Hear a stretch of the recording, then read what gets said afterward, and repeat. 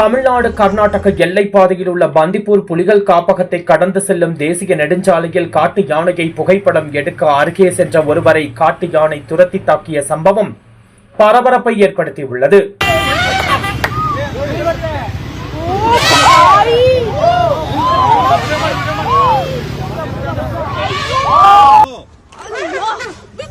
சம்பவம் நடைபெற்ற போது அந்த யானை சாலையில் நின்று லாரியில் இருந்து எடுத்த கேரட்டுகளை அமைதியாக சாப்பிட்டுக் கொண்டிருந்தது.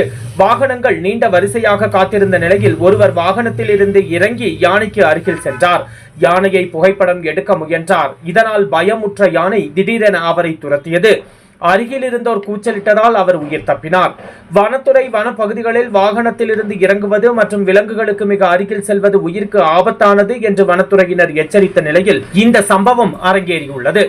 இது குறித்து வன ஆர்வலர்கள் எச்சரிக்கை விடுத்துள்ளனர். காட்டு விலங்குகள் மனிதர்களின் நட்புக்காக அல்ல, இயற்கையின் சட்டத்திற்கே வாழ்கின்றன. அவற்றின் தனிமையையும் இயல்பான வாழ்வையும் மதிப்பதே நமது கடமை. ஒரு புகைப்பட ஆசைக்காக உயிரையும் ஆபத்திற்குள் தள்ளுவது நியாயமற்றதோடு விலங்குகளுக்கும் மன அழுத்தத்தை ஏற்படுத்தும். பந்திப்பூர் போன்ற புலிகள் காப்பகங்கள் விலங்குகள் அமைதியாக வாழும் இடங்கள். அவற்றின் வாழ்க்கை முறையை பாதுகாப்பான தூரத்தில் இருந்து ரசிப்பதே உண்மையான இயற்கை அன்பின் அடையாளம். வைல்ட் லைஃப் வால்பாறைக்காக நமது செய்தியாளர் காரன் சி. சிவகுமார்.